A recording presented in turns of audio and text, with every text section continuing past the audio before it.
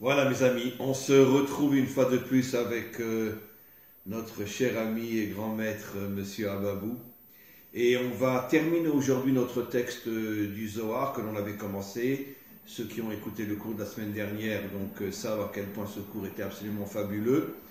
Je vais terminer, puisqu'il y a 4-5 phrases aujourd'hui, donc je vais terminer le texte et tout de suite on passe la parole à notre grand et cher ami pour voir un petit peu de quoi il s'agit. On avait terminé le texte de la semaine dernière en disant qu'au moment de la délivrance, le shofar va résonner. Comme on le sait, c'est une tradition de millénaires dans le peuple d'Israël, que le dévoilement du Mashiach se fera avec le shofar.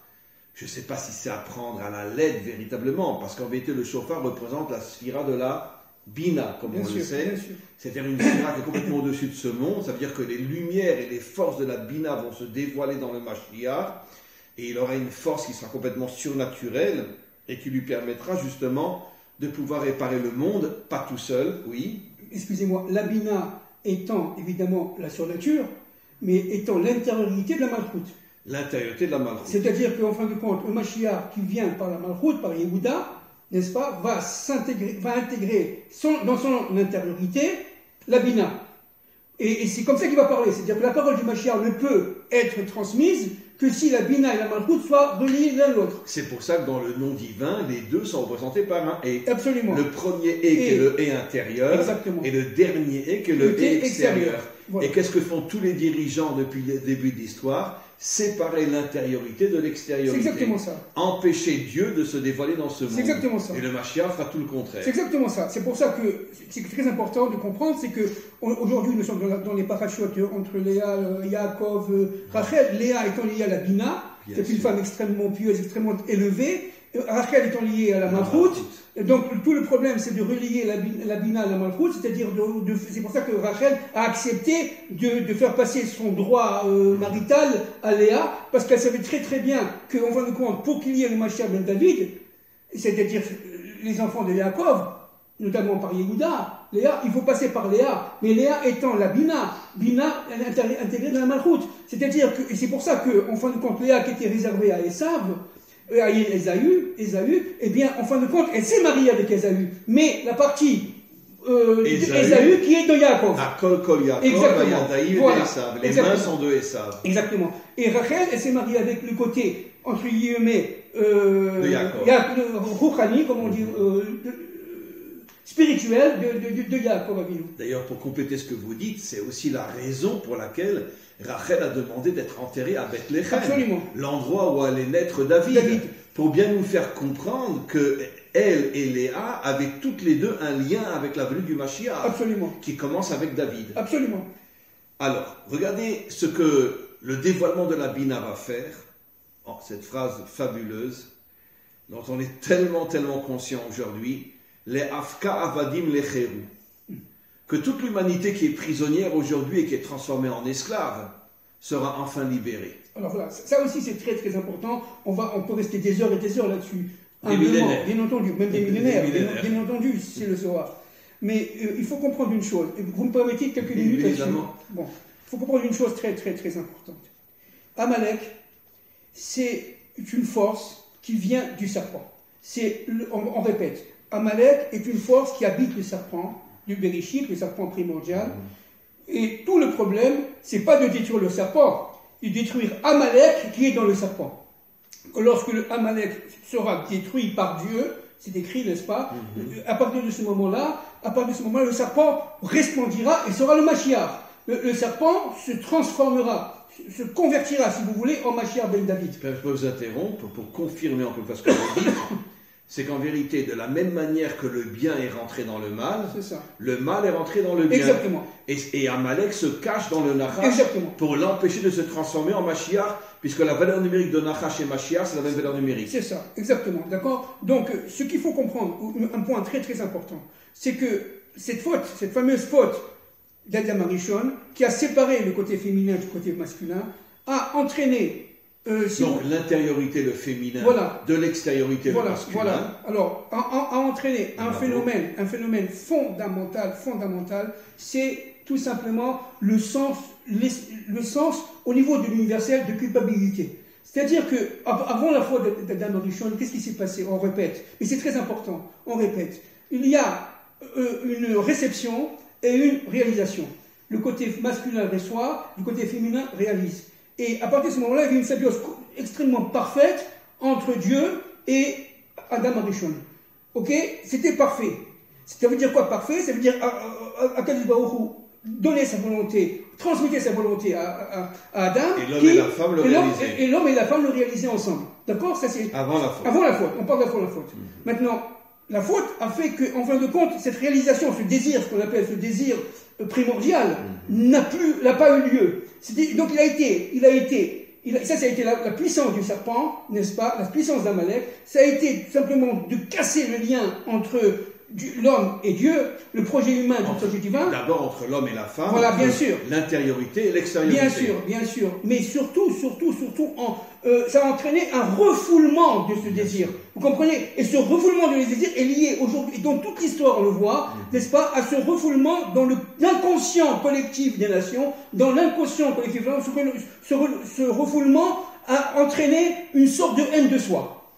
Vous voyez? D'ailleurs, on le voit quand Amalek attaque Israël, il enlève les 2 dernières lettres du nom divin, il ne reste que Ya. Exactement. Ça veut dire qu'en vérité, il n'est pas contre Dieu. Bien sûr. Mais il dit à Dieu, reste à la synagogue et fous-nous la paix. Voilà, exactement. Ce monde est à nous, exactement. toi ta place est à la synagogue. Exactement. Et tu nous fous la paix. Exactement, oui, mais voilà. Amalek veut tout simplement prendre la place de Dieu dans ce monde. Voilà, dans ce monde, on est d'accord. Absolument. Alors maintenant, ce qui est très important de comprendre, c'est que cette haine de soi qui découle de cette culpabilité secrète, introduite dans l'être universel, elle va se parcourir toute la dynamique de l'histoire.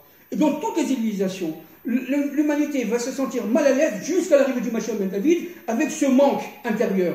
Vous voyez? Et ce manque intérieur, n'est-ce pas, elle va le projeter sur Israël.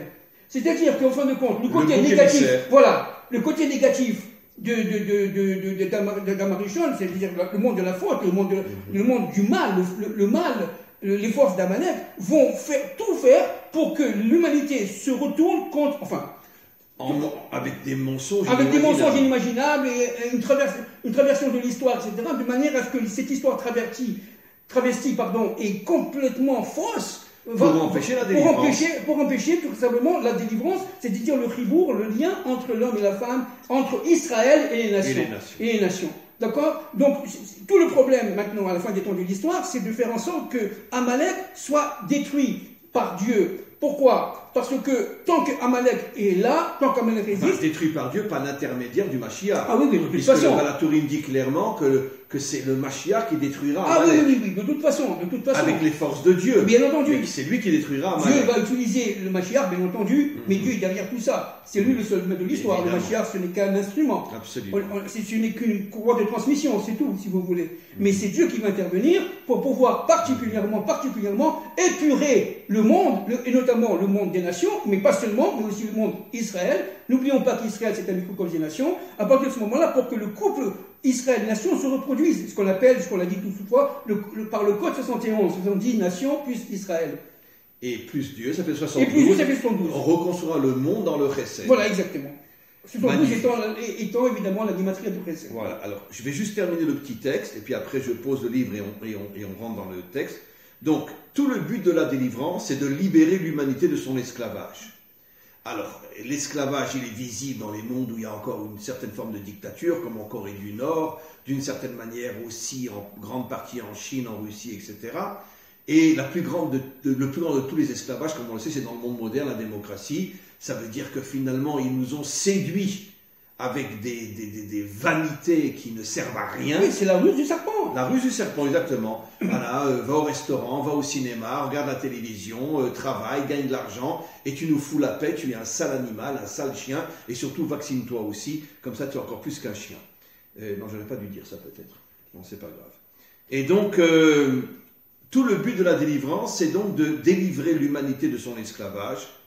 Ou Betkio des Choufrada, la première fois que le chauffard a résonné, c'était pour sortir Israël d'Égypte, ça veut dire le dévoilement de la Bina.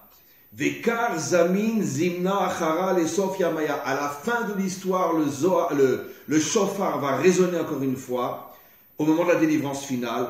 Vechol Purkana Me'ai Shofar Atieh. Et toute la délivrance viendra de la sphira de la Bina, qui est une sphira surnaturelle, qui donnera à l'homme la force de casser toutes les limites de ce monde.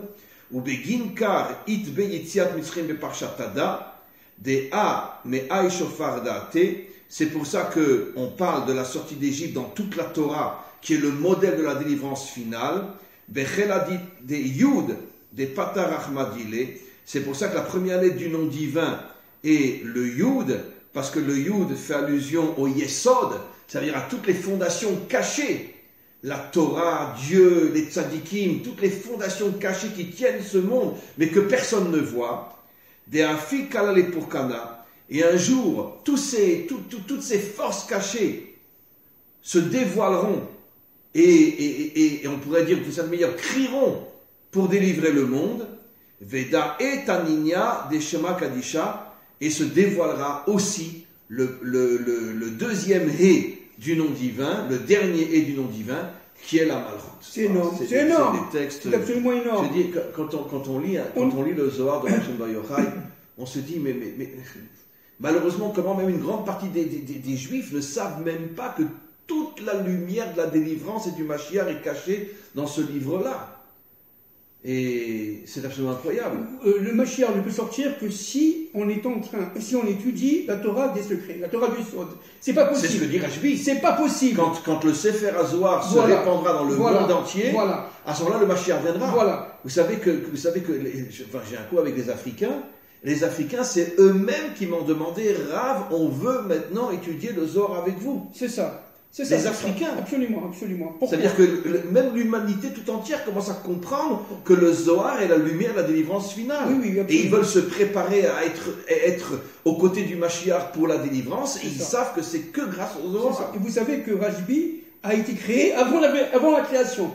Oui. C'est une force qui a été créée avant la création. C'est incroyable. Parce que tout simplement, le Rashbi allait recevoir, le Rabbi Shimon Bar Yochai de mémoire bénie, allait recevoir cette passerelle, cette courroie de transmission qui est le Zohar, n'est-ce pas, entre Israël et son Dieu, mais Israël, l'humanité et son Dieu. Et ça, c'est vachement important. Si on ne rentre pas dans la Torah du secret, du Sod, à partir du Zohar à Kadosh, du Harizal et tout le reste, évidemment, tous les grands kabbalistes, et dans ce monde-ci, sinon on reste dans les vapes, on reste dans la spiritualité, on n'amène rien du tout, au contraire, on tombe. Ce qui est très important, Rav, c'est de calmement, humblement, progressivement, de rentrer dans le monde d'ici-bas avec les secrets de la Torah, avec les secrets. C'est-à-dire faire le lien entre le Asiya et la Bina. Entre la Malchut et la Bina. Entre la Malchut et la Bina. C'est pour ça que ces deux dimensions, c'est la même lettre, le E. Voilà. Le E d'en haut et le E d'en bas. Alors, je voudrais rebondir un petit peu à titre d'introduction sur ce que vous avez dit sur Amalek, puisque finalement le véritable ennemi qui empêche la délivrance, c'est Amalek, comme on le voit dans la Torah. Absolument. N'oublions pas que Amalek est un double mamzer. Absolument. Et après, je vais expliquer le Sod. Absolument. C'est-à-dire, son père a été avec une femme mariée, puis ils ont eu une fille, et le père est retourné avec la fille et est né Amalek. Donc, il est le produit d'un adultère et d'un inceste. Timna. Ça veut dire qu'il n'a ni père ni mère. Oui. Maintenant, d'après les secrets de la Torah, le père, c'est la Chokhmah. Exact. La mère, c'est la Bina. Exact. Ce qui veut dire que Amalek est complètement déconnecté de la Bina, et à plus forte raison de la Chokhmah.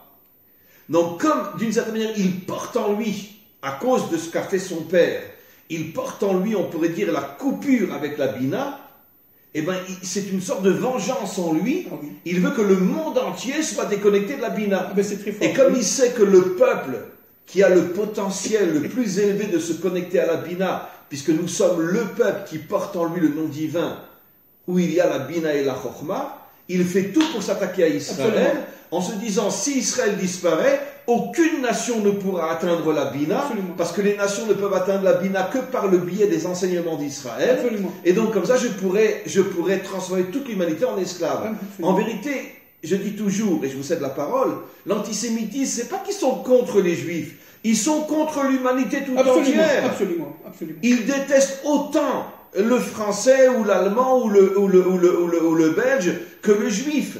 Mais ils savent qu'il faut commencer par détruire le juif pour empêcher les nations de se réveiller et de pouvoir les écraser. C'est ce que veut Amalek. Absolument, c'est exactement Voilà. ça. Amalek est Réchit, Goïm. C'est-à-dire que tout simplement, c'est le roche. Roche.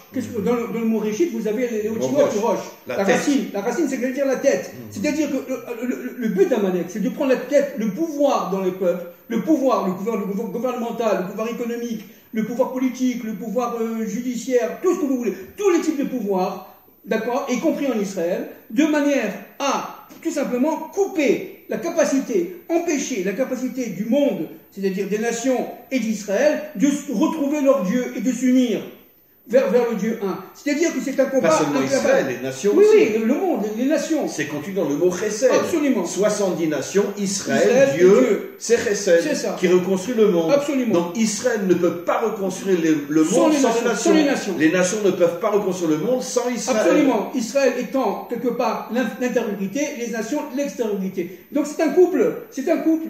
D'accord. Donc maintenant, je voudrais revenir, Rav, humblement sur la notion de chauffard. Évidemment, c'est infini, c'est lié, comme vous l'avez dit, à la Bina.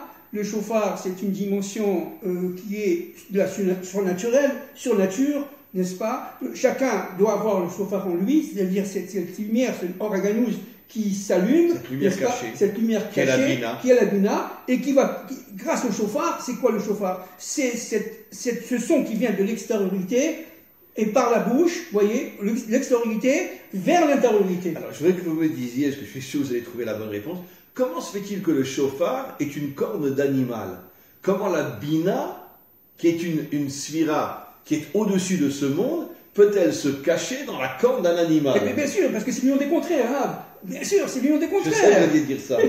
Parce que c'est ça l'unité du monde. L'union des contraires. Bien sûr. La Bina se cache dans la partie du monde la plus basse, l'animal. Bien sûr, mais il est où le serpent? Il est dans l'âme animale, il est dans le nefesh. Il ne peut pas aller dans la neshama, il est dans le nefesh. Le neshama est complètement protégé. Il est dans le nefesh. La Knesset Israël qui est liée à la neshama est complètement protégée. Où Israël est en danger? C'est au niveau du Tzibour. Mais quand il faute. Quand il faute.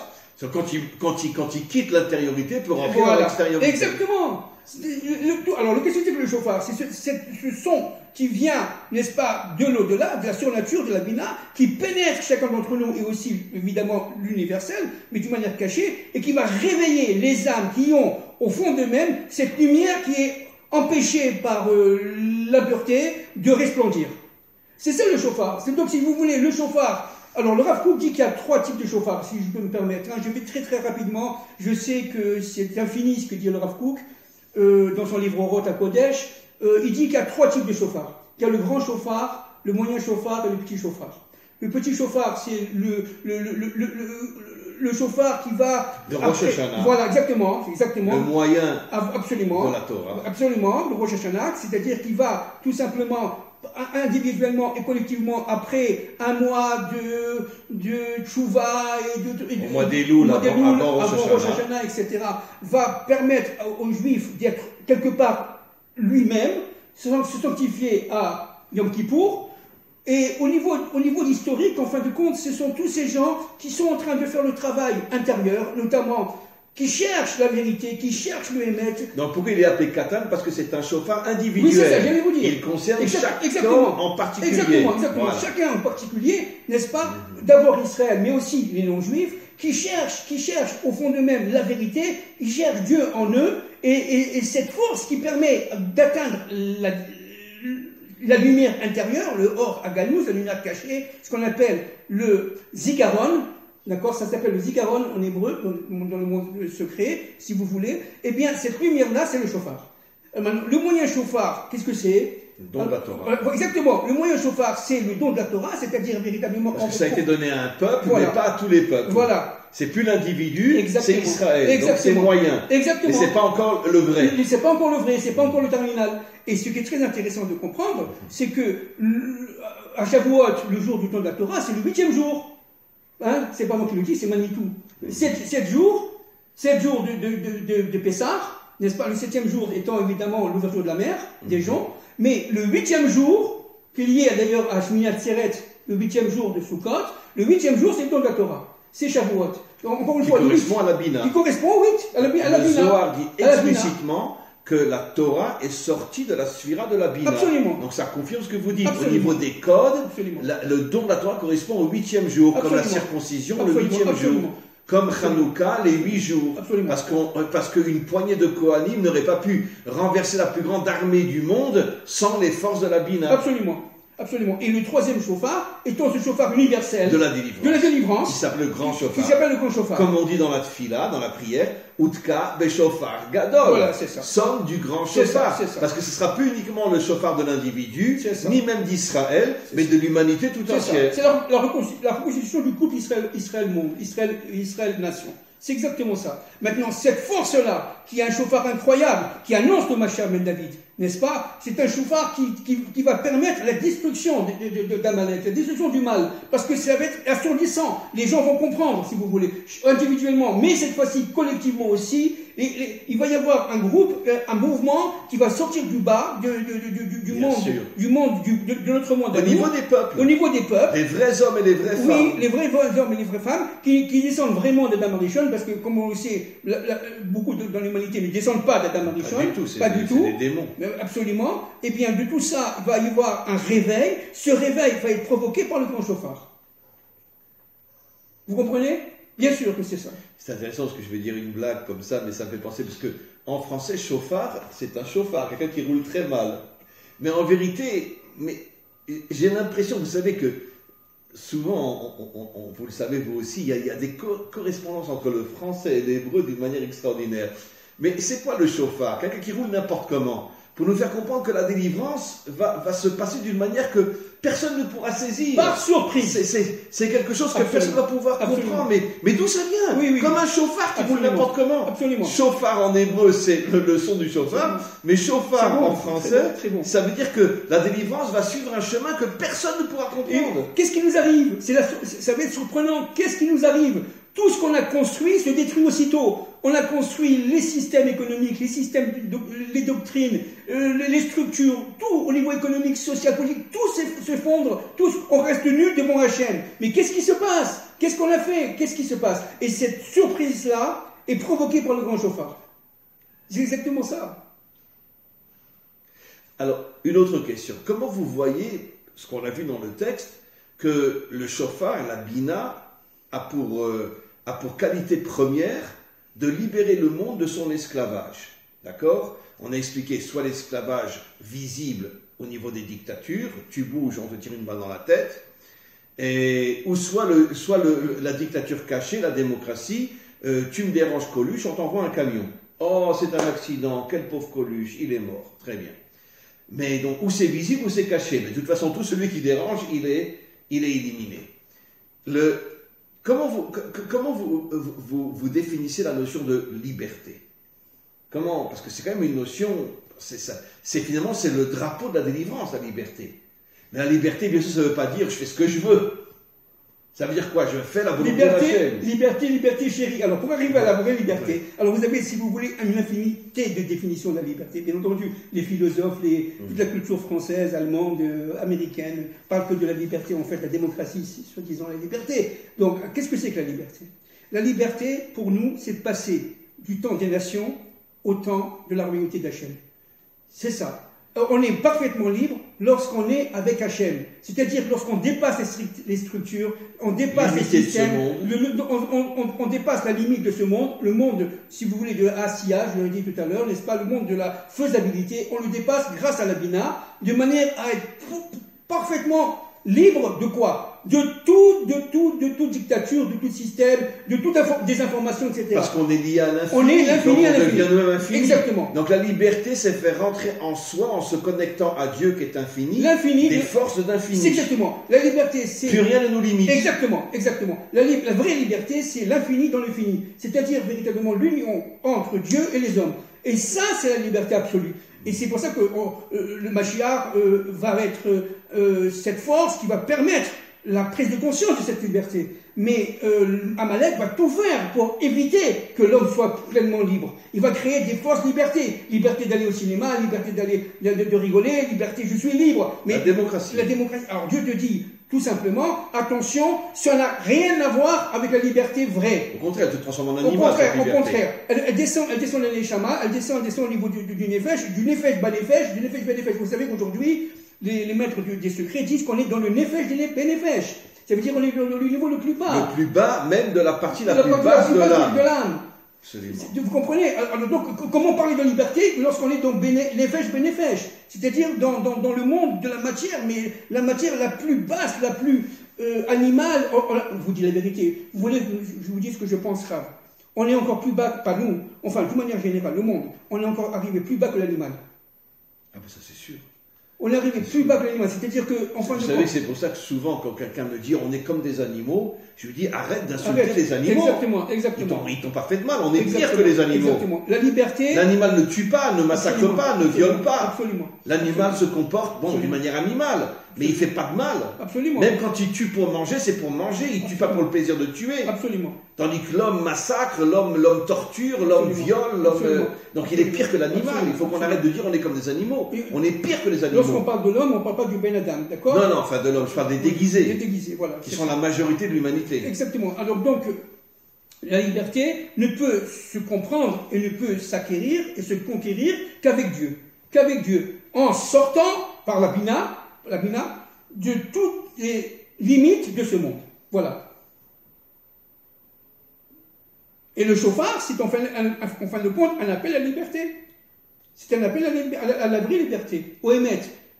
Et dans les Hémet, on a dit que donc concrètement, c'est le Aleph au Tav. Être un homme libre, ça veut dire, on a expliqué, faire entrer en soi une lumière qui est la lumière de l'infini, la lumière de Dieu. Révéler en soi.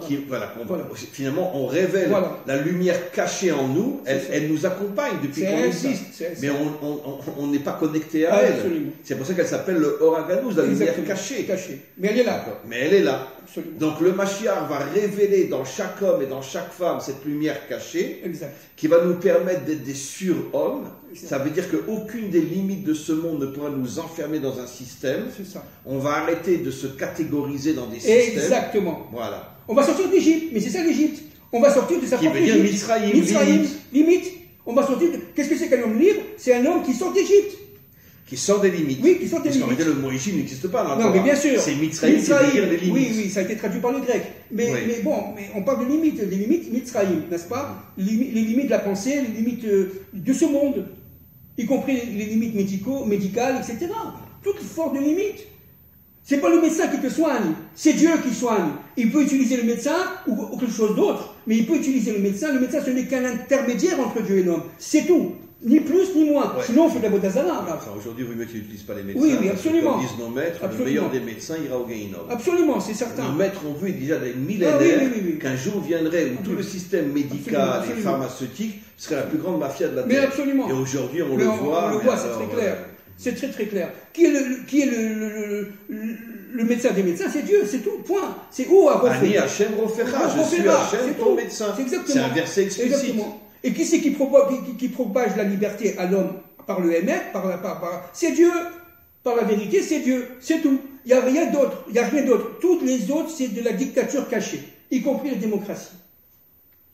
C'est ce qu'on vit là. Et alors bon, je reviens toujours à ce genre de questions, mais quel va être le point de départ? Quel va être le réveil réel de l'humanité? Pas de toute l'humanité, puisque, encore une fois, on est d'accord que des descendants de Adam et Ève, ce n'est malheureusement qu'une minorité sur les 7 milliards. La grande majorité ne sont absolument pas liés à Adam et Ève. Ce sont soit des singes transformés en hommes, comme le dit Darwin, je suis 100% d'accord avec lui, qu'une grande partie de l'humanité, c'est des singes qui sont devenus des hommes, ou bien des anges démentiels, qui sont descendus dans le monde, comme la Torah le dit explicitement avec Azav et Azaël. C'est eux qui ont amené le déluge. Ils ont pris une forme humaine, mais en réalité, ce n'était pas du tout des descendants de Adam et Ève. Donc le monde est partagé soit en singes devenus des hommes, donc qui n'ont rien à voir avec Adam et Ève, soit des démons qui sont descendus dans ce monde et qui sont généralement les grands dictateurs, les grands assassins, les grands violeurs, etc. Les grands criminels. Vous savez que Staline était sur le point de faire une Shoah en URSS. Je ne le savais pas. Je sais que dans le mot Staline, il y a le mot Satan. Oui, bien sûr, bien sûr. Il est mort, Baruch Hashem, il est mort juste avant de mettre en œuvre son programme qui était un programme hitlérien. Oui, bien sûr. Bien sûr. Alors, comment va se faire le réveil? Parce que, bon, d'accord, on enseigne, on étudie, on transmet des notions qui sont, ce qu'on a dit la semaine dernière, à Kol Yaakov, Vayadaim Yedei Esav. Avant qu'on passe à l'action, il faut d'abord le col, il faut d'abord que l'humanité se réveille par l'intermédiaire d'enseignements authentiques. Une Torah de la délivrance. La Torah de la délivrance. Absolument. Mais, par le Zohar de la délivrance. Mais le réveil lui-même, qu'est-ce qui va se passer? Comment? Parce que moi, ce que j'ai peur, c'est que... Je vais vous dire ce que je pense. Oui. Je vais vous dire. Finissez. Parce que moi, ce que j'ai peur, c'est que finalement, même dans le réveil, de nombreux dirigeants de ce réveil voudront ramener tout à eux. Comprenez? C'est comment des millions d'hommes et de femmes vont accepter de ne reconnaître que la seule et unique royauté d'Hachem. Et de comprendre que nous, les humains, nous ne sommes que des instruments d'Hachem. Bon, alors, écoutez. Enfin, c'est un mot un peu négatif, instrument, mais nous ne sommes qu'à son service. Des courroies de transmission. Voilà. Alors, écoutez. D'abord, il va y avoir un élément déclencheur. C'est-à-dire que nous sommes arrivés maintenant en fin de civilisation. Tout le monde comprend, tout le monde le voit. Tout s'écroule. Tout s'écroule. Et tout va s'écrouler. Tant qu'il y a, je répète, tout va s'écrouler. Tant qu'il y a encore un rapport avec le passé, alors il y a encore un espoir de reconstituer ce même passé. Non et non et non. Le passé est révolu. Le passé est révolu parce que tout simplement nous passons à un autre stade de maturité de l'humanité. Ça y est, ce qui est passé. Maintenant, la suprême technologie qui va nous transformer en robots. Voilà, c'est ça. Le transhumanisme, etc., ne se fera pas en aucun cas. Ce n'est pas ça. Ça, c'est le monde du serpent. Et le monde du serpent arrivera tout simplement à sa propre autodestruction. Que ce soit clair et net. Donc, il faut être très optimiste. Et nous sommes très optimistes. Mais, il va y avoir un élément déclencheur. C'est-à-dire un élément où les gens vont être pris par surprise. Un élément qui va être effroyable. Parce que crise économique, d'accord, mais une crise économique réelle. C'est-à-dire où les actifs de production ne pourront plus produire. Crise financière, eh bien la bourse va imploser. Donc il n'y a pas de retraite, entre parenthèses. C'est-à-dire que le monde intérieur et familial, qui est relativement protégé par les produits sociaux, par les biens sociaux, etc., n'existera plus. Les produits sociaux, l'État va imploser. C'est-à-dire les budgets vont tout simplement être à terre. Vous comprenez? La monnaie, n'existera plus. Sauf les milliardaires qui sont derrière Attendez. Je parle au niveau des systèmes, n'est-ce pas? Non seulement les systèmes de production, les systèmes de consommation. On parle maintenant certainement de pénurie, etc. Et il y aura une pénurie, mais ça va être gravissime. Pourquoi? Parce que tout en même temps. Et ça va être extrêmement interrogateur. Là, les gens vont dire, ça c'est pas possible, c'est pas rationnel, on n'a jamais vu ça dans l'humanité. Peut-être surtout à une époque comme la nôtre, peut-être il y a tellement d'argent, tellement... C'est ça, voilà. Donc, lorsque les gens vont comprendre qu'il y a un coup monté. Voilà, exactement. Lorsque l'homme va être nu face à lui-même, avec un compte en banque, excusez-moi, je ne veux pas faire peur, mais c'est ce qui va se passer, un compte en banque tout simplement vide, alors qu'on avait de l'argent, parce que l'argent a disparu dans les marchés financiers, et les contreparties financières n'existeront plus. À partir de ce moment-là, on va rester comme ça. Qu'est-ce qu'on fait? Et là, une voix de Jérusalem va sortir, c'est la voix du Mashiach ben David, va sortir en disant maintenant, regardez, voilà ce qui s'est passé, voilà ce qui se passe, et voilà d'après le plan que je reçois, moi, le Mashiach ben David, il se passera. Et à partir de ce moment-là, l'humanité repentante, extrêmement aigrie, extrêmement souffrante, la vraie humanité, les Bnei Adam souffrants. Les autres, ils vont disparaître dans le grand fracas de cette guerre de Gog et Magog. Je ne veux pas être alarmiste, mais c'est ce qui va se passer. On ne peut pas fuir la volonté de Dieu. C'est prévu. Le Talmud dit que les 2/3 de l'humanité disparaîtra. Exactement. Ce qui veut dire que le Talmud nous fait une légion comme quoi il n'y a que 1/3 de l'humanité qui sont descendants d'Adam et Ève. C'est exactement ça. Les 2/3 ne sont pas descendants d'Adam et Ève et ils disparaîtront. C'est exactement ça. Alors, face à ça, qu'est-ce qu'on doit faire? Qu'est-ce qu'on peut faire? D'abord, quelque chose de très très important. Très important. Être le plus droit possible, le plus moral possible. Fuir toute extériorité négative. Essayez d'être tout simplement un bel Adam. Aimer sa femme, aimer ses enfants, aimer ses petits-enfants, vivre la vie familiale. Être propre dans le travail. Être propre dans le travail. Être propre dans la être vie. propre dans la vie, etc. Deuxième chose, ça c'est la base. Respecter son père et sa mère, etc., etc. Deuxième chose, très important, aussi fondamentale. Étudier. Mais étudier la Torah à partir de la Torah de la délivrance. Essayez de comprendre par des chiours, WhatsApp, tout ce que vous voulez, n'est-ce pas, YouTube, et tout ce que vous voulez, n'est-ce pas, essayez de comprendre par des rabbanim. Mais pas seulement, il y a aussi des pasteurs qui sont magnifiques. Je souligne M. Jean-Marc Taubois, qui est malheureusement disparu l'année dernière, et qui est un non-juif absolument magnifique. Et il y en a d'autres, d'accord? Il y en a d'autres. Il y a M. Chevrier. M. Chevrier aussi était magnifique, ce ne sont pas des juifs. Mais, donc il n'y a pas que la parole juive, il y a la parole juive, mais liée directement à la Torah de la délivrance. Et dans la Torah de la délivrance, ce n'est pas Israël qui va resplendir, c'est le monde entier avec Israël qui va resplendir. Donc il faut écouter. Et il y a aussi certainement des imams musulmans qui sont magnifiques, c'est certain, absolument certain. Donc, mais il faut être. Il y en a un à Paris qui était un grand ami. Barkouti. Un très grand ami. Bien sûr. D'ailleurs, c'est enfin que Hachem le protège. Amen. Je comprends qu'il est encore vivant. Amen. Amen. Donc, c'est-à-dire que c'est pas un imam musulman qui est un pro-juif incroyable. C'est-à-dire qu'Israël n'a pas du tout cette force unique de parler au monde. Pas du tout. Israël, c'est le peuple qui va faire le lien entre Dieu et les nations. Ça, c'est absolument certain. Grâce au Zohar de la délivrance, grâce à la Torah de la délivrance. Ça, c'est certain. Le monde va être souffrant, apeuré, mais en interrogation. Et évidemment, les élus de Dieu, qui sont juifs ou non juifs, vont parler sur Internet, etc. Et le monde va commencer à comprendre attention, il y a une parole qu'on ne comprenait pas, qui est en nous, qu'on comprend très bien, qui nous éclaire, c'est de la folie, c'est ça la vérité. C'est ça qui va se passer. Mais pour cela, Rav, je réponds à votre question très précisément, il faut que tout le monde du passé s'effondre. Les structures s'effondrent, le capitalisme s'effondre tel qu'il était, le socialisme s'effondre tel qu'il était, et on peut reparler de ça très profondément, parce que c'est quelque chose que je connais un peu, même bien, puisque j'ai des doctorats en socialisme, et donc je connais bien ça. Donc tout ce qui est, si vous voulez, idéologie trafiquée, mensongère, etc., va disparaître, ce qu'on appelle les forces d'Amalek, et on va se retrouver nus devant une sorte, non pas du néant négatif, mais du néant positif. Le néant étant lié directement à l'Ouaïn, c'est-à-dire la divinité. Vous comprenez? Oui, dans chaque dimension, il y a le bien et le mal. Voilà.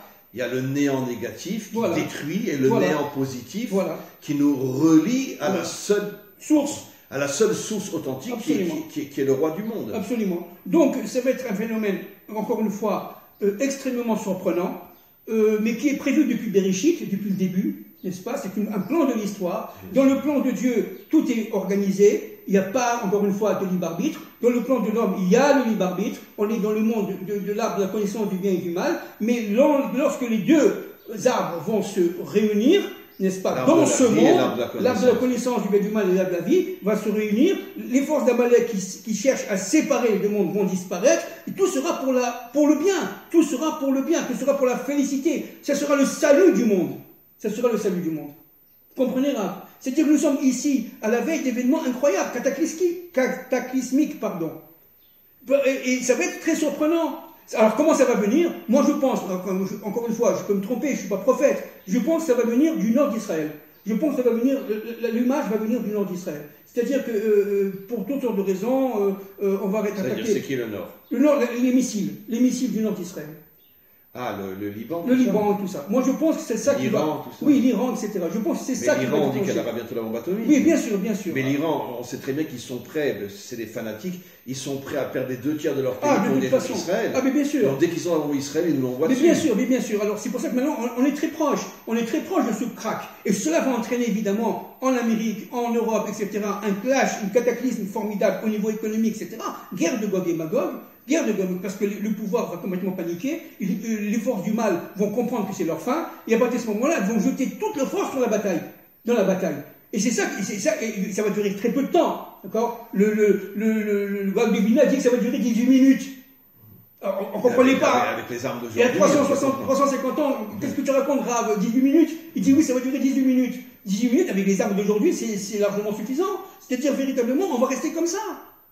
Parce que tout simplement, les gouvernants, les autorités, le mal, voyant sa fin arriver, va lancer vraiment toutes ses forces dans la bataille pour essayer de détruire le Mashiach ben David et empêcher Dieu de resplendir dans le monde. D'ailleurs, le Malbim dit dans Yecheskel, le chapitre 38, qu'au départ, la guerre de Gog et Magog, c'est l'union entre le monde occidental et l'islam. Absolument. Mais que finalement, après, ça va exploser à l'intérieur d'eux, et ils vont se retourner les uns contre les autres. C'est exactement ça. Et finalement, c'est comme ça qu'Israël et l'humanité, la vraie humanité va être sauvée. Parce que finalement, les dirigeants, les faux dirigeants musulmans, parce qu'en réalité, je ne parle pas d'Ishmaël, j'ai fait un cours récemment où j'expliquais que Ishmaël, le vrai Ishmaël, lui-même, il est complètement écrasé par toutes les forces obscures qui se font passer pour des musulmans, mais qui ne sont pas de vrais musulmans, parce qu'ils ne viennent pas d'Ishmaël. Donc, lorsque Ishmaël se réveillera, Israël se réveillera, les Bnei Adam se réveilleront, et c'est ce qui va amener finalement que les dirigeants du monde moderne et les faux musulmans vont s'entretuer les uns les autres. C'est ça. Et nous, on va être protégés. C'est-à-dire le vrai Ben Adam va être protégé. Bien qu'il y aura des catastrophes aussi. Mais bien sûr, il y aura des tsunamis, il y aura des tremblements de terre, il y aura des volcans qui vont... Même au niveau de la guerre. Même au niveau de la guerre, il y aura des morts, malheureusement. Malheureusement. Mais ça va être très dur, ça va être très très dur. C'est l'accouchement du Mashiach ben David. C'est l'accouchement. Mais cet accouchement, il va se faire avec douleur, avec césarienne, si vous voulez. Exactement comme la sortie d'Égypte, d'ailleurs. Le nid en sang, etc. C'est-à-dire que l'humanité sort d'Égypte au niveau universel, mais dans la douleur. Et de cela va sortir ce peuple. C'est quoi le peuple qui sort d'Égypte, de l'universel? C'est tout simplement l'équivalent du peuple hébreu qui est sorti d'Égypte. Le peuple hébreu qui est sorti d'Égypte il y a 3500 ans, c'est quelque part l'annonce, le phénomène d'annonce de ce peuple qui va sortir. Et c'est quoi ce peuple qui va sortir de l'universel? C'est tous les gens qui sont capables de comprendre qu'il y a un plan divin dans tout ça, et qui ont cette lumière intérieure. Vous comprenez? Et c'est pour ça qu'on dit qu'à ce moment-là, à Olam, il y est Kulo Shabbat. Le monde sera tout Shabbat. Ça veut dire quoi? Ça veut dire qu'il reviendra Shabbat dans le langage de retour. Retour. La chouve. Revenir vers Dieu. Par le chiffre 7 d'ailleurs. Parce que pour pouvoir arriver au chiffre 8, il faut passer par le chiffre 7. Le Shabbat, c'est le 7e jour. D'où les 7 jours de Pessah et les 7 jours de Sukkot. Vous comprenez? Et ce peuple qui va sortir de cette sortie d'Égypte universelle à notre époque, Bezrat Hashem, c'est exactement l'équivalent du peuple hébreu qui est sorti d'Égypte. C'est-à-dire qu'en vérité, la sortie d'Égypte est le microcosme de la sortie de l'humanité tout entière avant la délivrance. Absolument. C'est un phénomène d'annonce. Et qui c'est Moshe qui va sortir? C'est le Mashiach. Bien sûr. Qui va faire sortir ce peuple-là? Ça veut dire le peuple universel, encore une fois, qui a la capacité de comprendre, de compréhension et de connexion avec Hachem, qui ont cette lumière intérieure, c'est le Mashiach ben David. Moshe, c'est le Mashiach ben David. Vous comprenez? Évidemment, c'est au niveau du Netzar. Moshe est au niveau du Netzar. Parce que le Mashiach ben David, il y a plusieurs niveaux dans le Mashiach. On dit que le Nefesh du Mashiach, c'est le roi David, Yosef, Neshama Moshe, Chaya Adam et Yerida Mashiach lui-même. C'est ça, on l'a dit de nombreuses fois. Oui. C'est ça l'idée. Donc, qu'est-ce qu'il faut faire maintenant? Encore une fois, être le plus moral possible, être droit, être uni, être solidaire, être unis, être solidaire, n'est-ce pas? Comprendre que nous faisons partie des familles de la terre, et que, en fin de compte, les nations vont se transformer, encore une fois, en famille de la terre. À partir des nations, il y aura la famille de la terre. Tout ce qui a été mélangé par Nimrod va être détruit, c'est fini, les forces de Nimrod vont disparaître. Tous ces despotes vont être d'ailleurs réunis à la fin des temps de l'histoire et jugés, entre parenthèses. Ils vont être réunis par Dieu et jugés. Le Zohar dit que tous les grands dictateurs de l'histoire humaine, Pharaon, Nabucodonosor, Achashverosh, et Sancheriv, et puis après dans toute l'histoire, etc., vont tous revenir pour diriger les peuples juste avant la délivrance finale. Exactement. C'est-à-dire que tous les tyrans de l'histoire vont revenir au même moment dans la génération qui va précéder la délivrance finale. Absolument. Mais c'est ce qu'on vit aujourd'hui. Et c'est pour ça que ça va faire très peur. Parce que toutes les forces de toutes les civilisations, les forces négatives, les forces du mal, de toutes les civilisations vont être reproduites à la fin des temps de l'histoire, n'est-ce pas, chacune selon ses propres capacités, ses propres sa propre vérité, vont arriver à la fin du temps de l'histoire, vont se recréer l'union, mais l'union inversée, l'union négative, l'union du mal. Mais qui implosera. Qui implosera à l'intérieur. Bien sûr. Et c'est ça qui va se passer. D'ailleurs, pour confirmer ce que vous dites, bon, je l'ai déjà dit des milliers de fois, mais on voit que c'est pas seulement, on pourrait dire, l'homme simple qui revient, je parle chez les Bnei Adam, chez les non-juifs, c'est pas seulement l'homme simple du peuple qui revient vers l'amour de la Torah et vers l'amour d'Israël. On s'aperçoit que même des dirigeants spirituels, bien sûr, comme des curés, des prêtres, etc., bien sûr, on commence à avoir un amour incroyable. Ils prennent conscience que finalement ils ont été manipulés, absolument, on leur a menti pendant des absolument, millénaires, absolument, et que Israël n'est pas du tout ce qu'on leur a fait croire, absolument, et la Torah encore moins. Absolument. Et on le voit, je veux dire, moi-même j'ai des élèves qui sont prêtres, qui sont curés, qui sont aussi, mais qui ont un amour de la Torah inimaginable. Enfin, je dis élèves, je ne peux pas dire élèves, mais en tout cas des gens qui me suivent et qui ont un amour de la Torah à en pleurer. À en pleurer. Même ce sont ces forces-là qui vont se réveiller au temps du Mashiach ben David. Ce sont ces forces-là qui vont se réveiller et ce sont ces forces-là qui vont entraîner les gens d'Égypte. Vous comprenez? C'est les forces de Yehuda, Caleb ben Yefouné, les forces de chez nous, Yeshua bin Nun, etc. Tout cela, ce sont des forces qui sont pour le peuple hébreu il y a 3500 ans, mais qu'on va retrouver dans l'universel. Ils auront eux aussi ces forces-là. L'universel aura lui aussi ces forces-là. Parce que ce ne sont pas des forces seulement hébraïques, ce sont des forces universelles. Bnei Adam. Bnei Adam. Tous les Bnei Adam. Absolument. Absolument. Et pas seulement Israël. Absolument. Absolument. Et d'ailleurs, la Torah redonnera aux 70 nations la Torah qui leur correspond. Les premières tables de la loi. Ce sont les premières tables de la loi. Ce sont les premières tables de la loi. Les 71 peuples voilà. Israël, les 70 nations. Et que Adam Arishon, avant la faute, avait. Adam Arishon avait reçu les premières tables de la loi avant la faute. C'est pour ça qu'il était absolument dans le Pardès, dans le Gan Eden. Il était vraiment dans un monde en symbiose parfaite, parce qu'il avait reçu ces premières tables de la loi. Il les a perdues avec la faute. Et il a fallu Israël qui reçoive les secondes. D'abord, les premières ont été cassées, les secondes, pour arriver à la fin des temps de l'histoire. Les secondes ne concernent qu'Israël. Oui, voilà. Mais les premières, le Mashiach va les retrouver ou les reconstruire. Absolument. Et elles concerneront les 70 nations et Israël. 71. C'est exactement ça, Raph. Donc, nous sommes devant un monde grandiose, un avenir grandiose. Mais il faut passer par cette période qui va faire très très peur, qui est la période de l'accouchement. Maintenant, nous, humblement, qu'est-ce qu'on peut faire? D'abord, en tant qu'Israël, il faut la parole. La parole, Rav, excusez-moi, voilà, la parole est aussi une action. La parole est aussi un acte. D'accord? C'est l'acte de la parole. D'accord? Donc, il faut absolument parler. Puisque Dieu a créé le monde avec la parole. Voilà, donc, pour nous faire comprendre que la parole est aussi une forme d'action. Voilà. Maintenant, il faut, parallèlement à cela, que les nations se réveillent. Encore une fois, les nations étant quelque part la féminité d'Israël, les forces se réveillent dans le monde pour pouvoir créer ce mouvement, j'allais dire révolutionnaire, dans le monde entier, à partir de la France, encore une fois on répète, à partir des femmes françaises, qui vont véritablement créer ce mouvement mondial, non juif, qui vont permettre de pousser, de conduire et d'envelopper Israël vers sa mission suprême. C'est ça. Bon. Une fois de plus, un cours, enfin je ne veux pas dire le mot cours, c'est tellement stupide. Je préfère dire des révélations absolument incroyables. Et notre dernier message, je dis le mien et je céderai la parole à notre grand ami, il faut comprendre que ce que nous faisons avec M. Ababou, c'est encore une fois, c'est pas un cours de Torah uniquement, c'est pas des enseignements bibliques ou... C'est construire la réalité, réveiller le monde, réveiller les Bnei Adam. C'est ça notre but. Et ce réveil amènera la délivrance finale. Parce que s'il n'y a pas des enseignements qui réveillent, c'est absolument impossible d'arriver à cette force qui permettra à une partie de l'humanité de chasser tout le mal de ce monde et de le reconstruire. Il s'agit de révéler la Bina qui est ici, dans ce monde, en fait.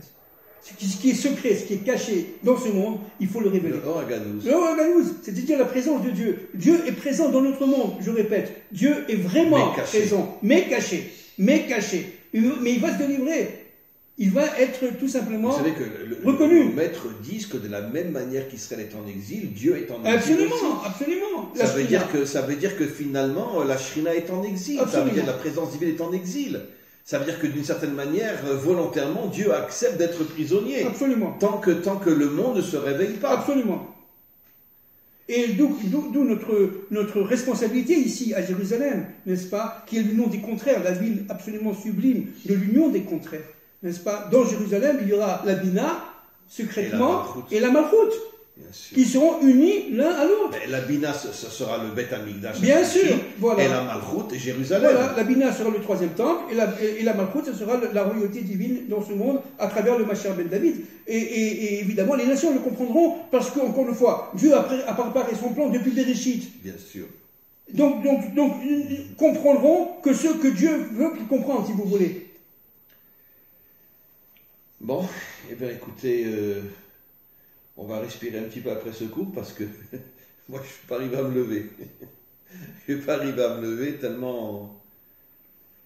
Merci Hachem de nous permettre d'être d'une certaine manière les canaux qui transmettent des enseignements authentiques, et que nous puissions un jour voir véritablement l'humanité adamique se réveiller, prendre son destin en main, faire tomber tout le mal qu'il y a dans ce monde et reconstruire un monde dans lequel Hachem sera le roi de l'humanité tout entière et nous atteindrons la véritable liberté. Amen. Il faut être grave, solidaire, absolument, uni, absolument, en la recherche de la vérité émette, à partir de la Torah de la délivrance, et serein. Je répète, ça va faire très peur, mais et serein, parce que tout simplement, Dieu est avec nous.